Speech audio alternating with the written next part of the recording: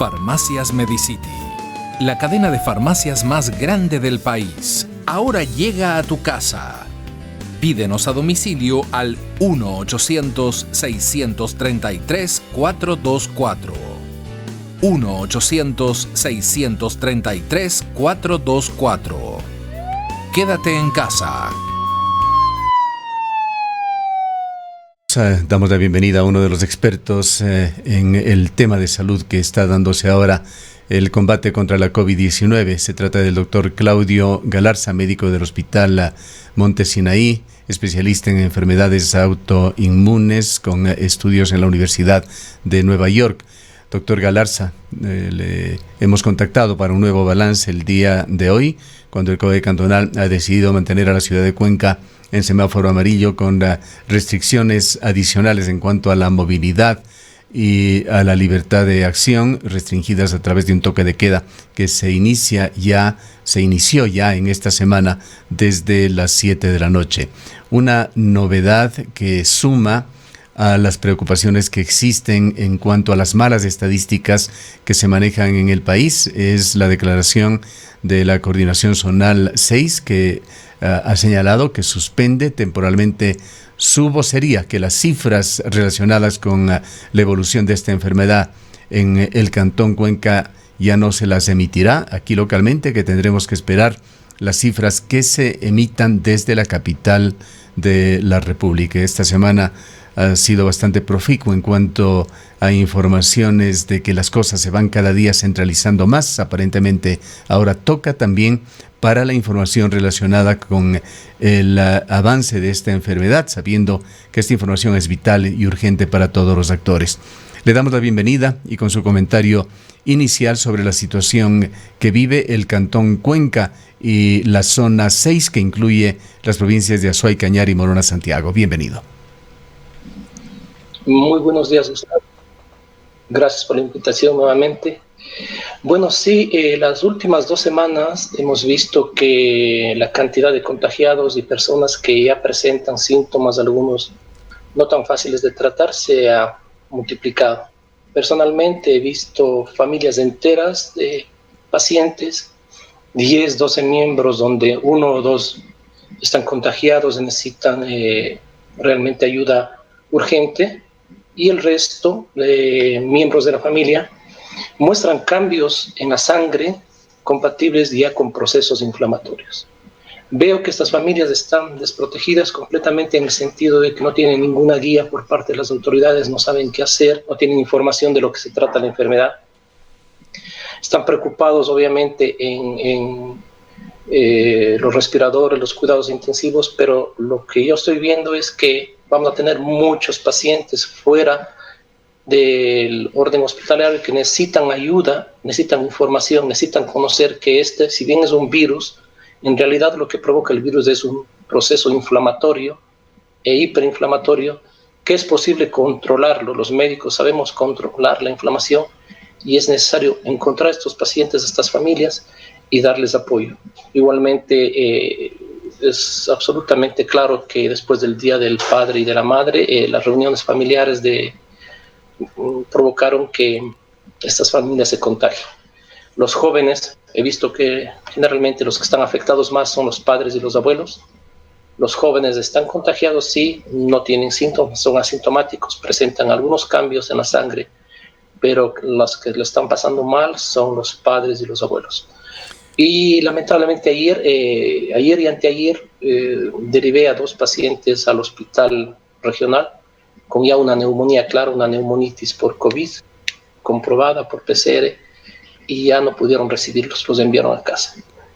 Es la situación por ahora. Así es, la situación de unidades de cuidados intensivos está superada. La cifra que conocimos el día de ayer es que había 54 pacientes crónicos, posiblemente entre ellos estaban los 2 que usted ha señalado, pero que se llega a una capacidad de 51 unidades de cuidados intensivos. Es decir, al día de ayer se registraba en el sistema público un déficit de 3. ¿Cómo mira usted esta situación ante también declaraciones un tanto vagas, poco claras que se dan desde el sector público? Pues el coordinador zonal, el doctor Julio Molina, ha indicado que los respiradores entregados por el Gobierno Nacional en Cuenca están casi listos para funcionar. Se los entregó a algunos de ellos hace varias semanas, aún no están listos, no se indica cuándo estarán listos. Pero ¿cómo está la situación en cuanto a unidades de cuidados intensivos, tomando en consideración también al sector privado, doctor Galarza? Lo que yo conozco por comentarios de colegas de diferentes centros de salud públicos y privados es que están llenos de este momento los cuidados intensivos, pero no solamente los cuidados intensivos, también la hospitalización para pacientes menos graves también están llenos. El Vicente Corral Moscoso está lleno, el IES también, y lo que quiero recalcar es que este momento las autoridades o la ciudadanía tiene que entender que esto no es solamente un tema de cuidados intensivos. Es necesario detener la inflamación que provoca el virus antes de que tengan necesidad de entrar al hospital. Existen formas, existen exámenes de sangre que determinan la inflamación, que son fáciles de hacer y que todos los médicos conocen y que podemos, obviamente, ya por lado de las autoridades, dar la atención o la información necesaria a la ciudadanía.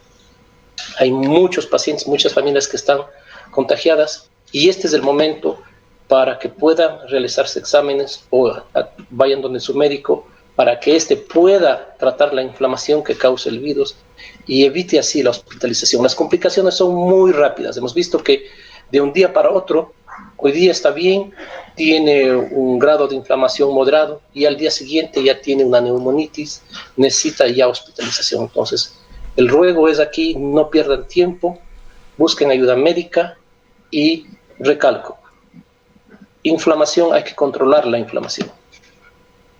¿Qué opina usted, doctor Galarza, sobre ese balance tan complejo de llevar y de definir que tienen las autoridades entre las actividades productivas y la necesidad, la conveniencia de la reclusión, del confinamiento que debe continuar en la medida en que se pueda, cuando hay anuncios de organizaciones tan importantes como la FAO y la Organización Mundial de la Salud que anuncian que a la pandemia se va a sumar una situación de hambruna en el mundo?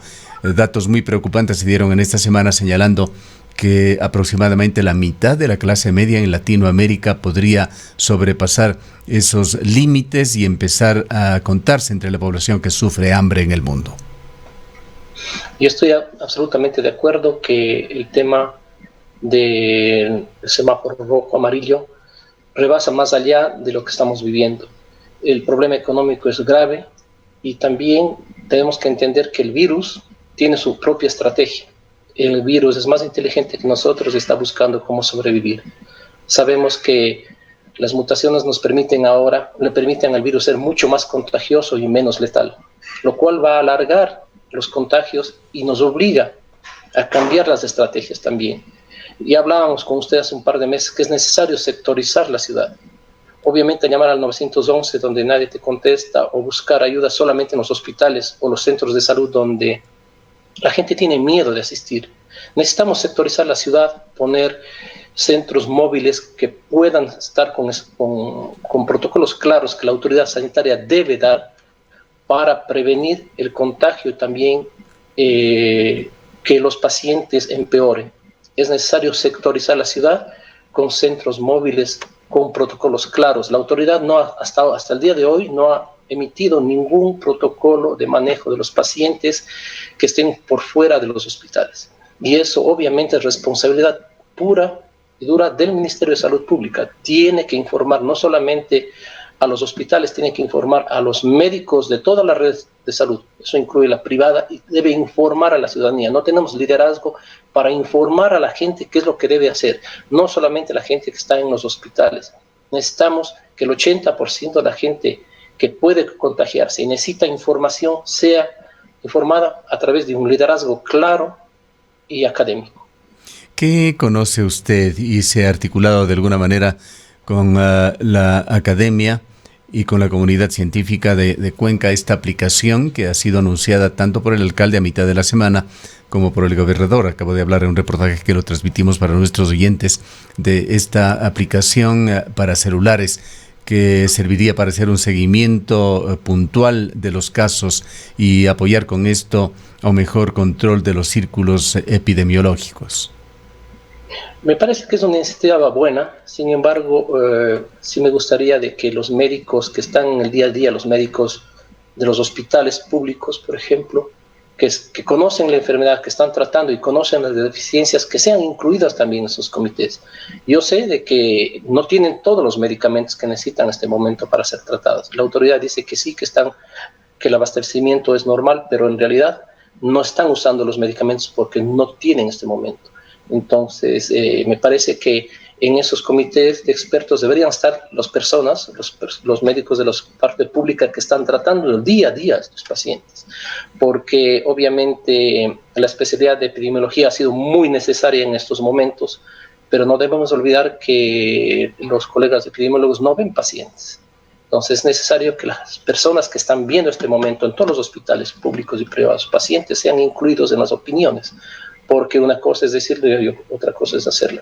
Necesitamos más información. No hay control de los costos de los medicamentos. Los medicamentos han subido de precio estos últimos meses. Yo no veo que alguien se preocupe en controlar los precios de los medicamentos. Hay mucha automedicación, mucha información que no es dable, que no es de calidad y que la población está usando. Necesitamos educar a la población porque esto no va a terminar con un semáforo verde o con un semáforo amarillo. El virus es más inteligente que nosotros y está buscando las formas de propagarse.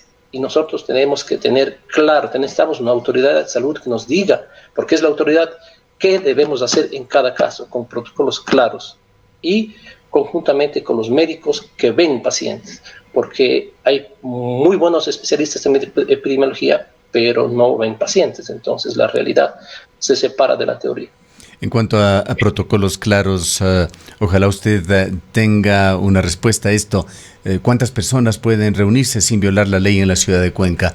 Se había abierto un rango de tolerancia de hasta 25 personas. Sabemos que la medida del COE nacional aplicable a las provincias que se encuentran en semáforo amarillo quitó esta norma, pero no se ha dicho cuántas personas pueden reunirse. Aquí existe un aspecto incluso de carácter legal. Y quisiera poner a su consideración y de nuestros oyentes algunas cifras también para su comentario. El alcalde señaló que entre la mañana y la tarde un 10% de las personas en espacios públicos no están utilizando mascarilla y que la situación se hace más drástica en horarios nocturnos, hasta un 25% de personas que deciden no usar mascarilla. Son datos para Cuenca. La otra, que la evasión del distanciamiento social supera el 30% en horarios diurnos, 60% en horarios nocturnos, que se han dado 322 nuevos casos en 7 días en la ciudad de Cuenca, cifra que preocupó y que obligó a solicitar y a poner en vigencia estas medidas extras. También se ha señalado que la cifra de fallecidos en el sector público ha pasado de una muerte cada 2 días a 2 decesos cada 24 horas. La primera pregunta sobre las reuniones colectivas y lo otro, su comentario sobre estas cifras aplicables al Cantón Cuenca. Bueno, yo he revisado varios estudios sobre justamente cuántas personas pueden estar en un espacio cerrado o cuáles se recomiendan. En general lo que dicen estudios coreanos también y de China, que mientras menos personas, lógico, estén en un salón, en un espacio reducido, es mejor. Pero si es que existe la obligación clara de llegar ahí, no deben sobrepasar unas 6 o 8 personas en un espacio de 20 metros cuadrados más o menos. Pero siempre tienen que estar con las ventanas abiertas. Las personas que están en espacios cerrados con ventanas abiertas se enferman menos o se contagian menos de las personas que están en un ambiente cerrado. Pero yo creo que aquí es más bien de conciencia ciudadana, ¿no? Y yo no puedo ir a visitar a mis abuelos, a mis primos, a hacer reuniones familiares, por más que sea de más de 5 o 10 personas. Cada quien, si estamos ya en semáforo amarillo, debemos cumplir con nuestras necesidades laborales estrictas y luego ir a su casa y estar con su familia, pero no podemos organizar reuniones de amigos, y yo veo muchas reuniones de jóvenes por todo lado en las noches que están más de 10, 15 personas. Entonces, obviamente ellos se contagian a los padres, contagian a los abuelos. Entonces, necesitamos educar a la población. No hay un número mágico que te diga, si están reunidos 5 personas, no se van a contagiar, eso no existe. Pero existe la conciencia de cada uno de mantener la distancia social y también de pensar en los familiares. No puede uno ser irresponsable, salir a una fiesta y luego llegar y contagiar a toda la familia. Eso creo que es lo recomendable en general sobre las reuniones sociales. En cuanto a las cifras, si podríamos tener un comentario, las cifras que están dándose y reportándose para Cuenca. Lo que yo veo es que no tenemos los datos exactos, pero según los fallecidos de este año y el año pasado, no hay un aumento enorme o grande o más de lo que esperábamos en los fallecidos. Lo que sí yo veo es que existen muchos más contagiados y muchos más enfermos ya, que tienen un grado de daño inflamatorio bastante complejo, que necesitan tratamiento. De pronto son pacientes que todavía no van al hospital, no necesitan todavía cuidados intensivos, ni siquiera estar hospitalizados, pero en 1 o 2 días van a necesitar ya hospitalización y no hay camas ya en los hospitales. Es necesario buscar activamente a los pacientes, a las personas que están en el 7º, 8º, 9º, 10º día de la inflamación y darles tratamiento. Es posible controlar, pero para eso necesitamos guías claras de la autoridad sanitaria.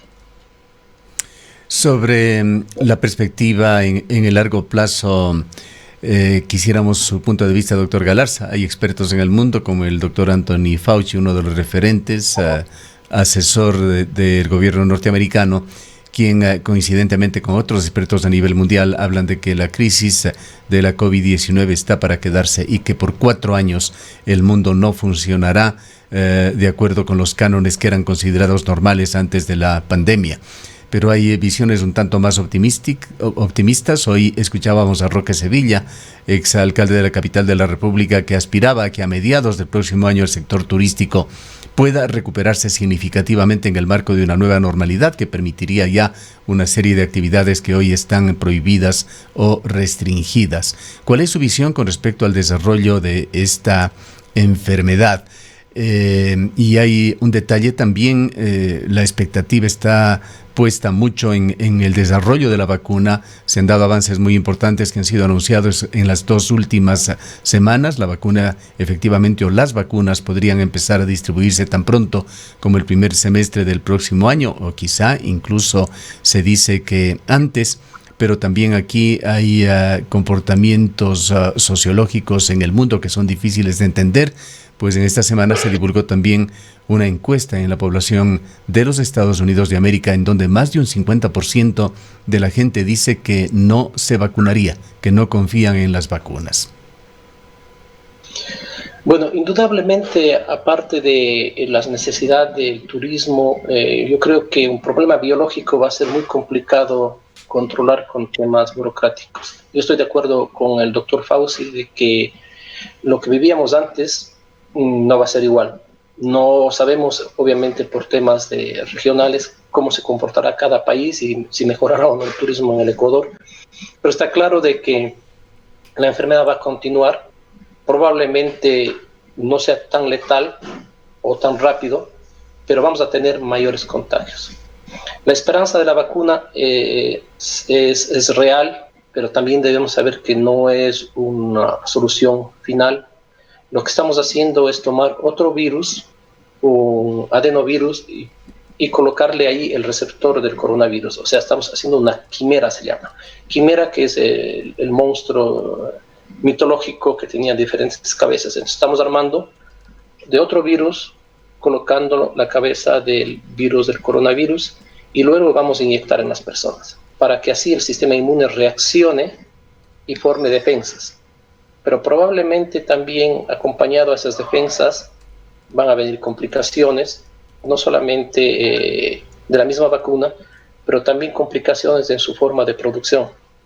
No creo que existan fábricas suficientes en este momento en el mundo para producir la cantidad de vacunas que se van a necesitar y el precio a los que vamos a acceder.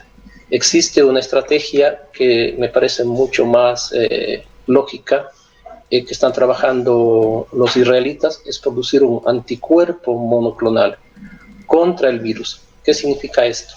Hacer una defensa en el laboratorio que ataque directamente al virus, a la causa, y no active el sistema inmune, provocando reacciones probablemente. Por eso son los 50% de los Estados Unidos que no quieren vacunarse, que es un comportamiento obviamente no muy bueno, pero la razón que ellos esgrimen es de que lo que van a inyectar es un virus quimérico para producir una reacción y que ellos no saben ese 50% cómo va a funcionar. En cambio, la propuesta israelí de hacer un anticuerpo monoclonal en contra solamente las personas que se contagien del virus, obviamente es mucho más razonable. Sin embargo, dejaría de ser un gran negocio porque la cantidad de enfermos obviamente va a ser mucho menos de las personas sanas que necesiten la vacuna. Entonces están divididos ahí entre también el tema económico y la ética. Y hay un tema de última hora con respecto a estos tratamientos, doctor Galarza, que nos gustaría preguntarle. Pues un prestigioso diario, ABC de España, lo publicó el día de ayer, señalando que investigadores de la Universidad Hebrea de Israel y el Centro Médico Monte Sinaí de Nueva York han descubierto que el medicamento fenofibrato, utilizado para reducir el colesterol, podría convertir al COVID-19 en una enfermedad que produzca síntomas no más graves que un resfriado común. No sé si conoció usted, esto es una información de las de última hora que se envían, pero señala la misma información que esto tiene que ser confirmado a través de los protocolos adecuados de investigación. Mire, Gustavo, es importante entender que el proceso que produce el coronavirus es una inflamación. Es una hiperinflamación y luego termina a ser un proceso, digamos, autoinflamatorio. El virus llegó, a los 5, 6, 7 días hizo su daño y luego las consecuencias de ese encuentro del organismo con el virus provoca una serie de mecanismos, todos ellos autoinmunes o autoinflamatorios, en los cuales se pueden usar todo el arsenal que usamos para controlar la inflamación. Entonces, todos esos medicamentos, el que usted dice, y otros que se utilizan para las enfermedades reumáticas, se están usando para el COVID. ¿Por qué? Porque es una inflamación. Usted puede usar ahí también anticuerpos monoclonales que se utilizan para el control de la enfermedad, como tocilizumab. Puede usar medicamentos que sirven para controlar la inflamación que luego provoca trombosis, pero ahí se utilizan las heparinas de bajo peso molecular, no los anticoagulantes orales. O sea, si usted revisa una clasificación de los medicamentos que se usan en las enfermedades reumáticas, el 99% son usadas también para el coronavirus, para las reacciones o las complicaciones o los procesos inflamatorios, autoinflamatorios del coronavirus, el 99%. Tal vez solamente el único que no se utilice en reumatología es el Remdesivir. Pero de ahí, todos, absolutamente todos se usan en una u otra enfermedad autoinmune, sistémica o autoinflamatoria. Entonces, el estudio de Monte Sinaí con los israelitas tiene sentido porque también está influyendo en una de las cadenas inflamatorias. Entonces, vamos a ver en los próximos meses muchos medicamentos que pueden ser usados. Por eso digo que se necesita un protocolo oficial del Ministerio de Salud que nos diga a los médicos de la red pública y privada cuáles son los medicamentos que sirven para controlar la inflamación provocada por el coronavirus.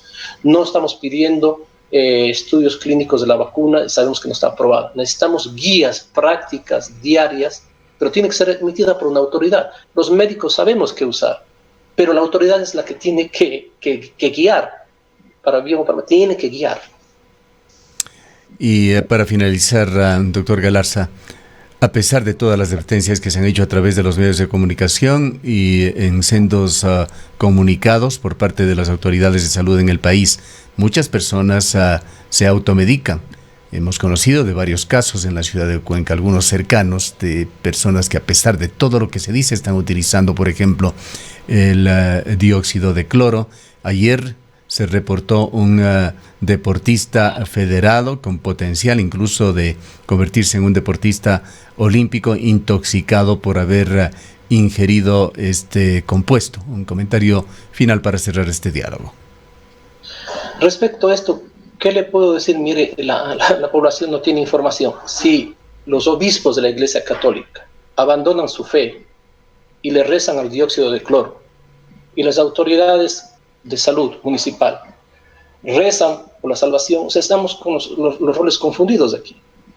Los obispos tienen que dedicarse a lo suyo y las autoridades de salud tienen que asumir el rol que para bien o mal les ha tocado vivir.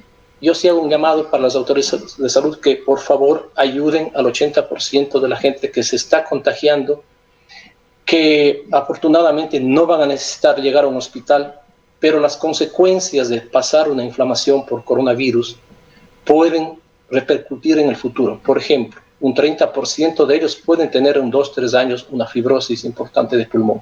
¿Y qué van a necesitar? ¿Qué van a hacer? Necesitamos pensar ya en las clínicas post-COVID, las clínicas que vean a los pacientes que se enfermaron y ver cómo va la evolución de su convalecencia, porque probablemente van a tener problemas futuros y eso también va a tener un impacto no solamente en la vida de estos pacientes, sino también en el sistema de salud.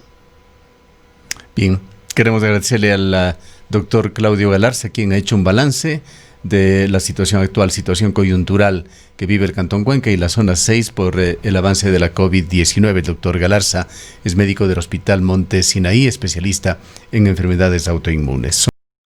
En el Ecaustro, desde hace 20 años, trabajamos día a día para generar la energía que tú necesitas. Hoy, renovamos nuestro compromiso de servir a la región y al país, generando desarrollo con conciencia y conservación ambiental y siempre mirando al futuro. El Ecaustro es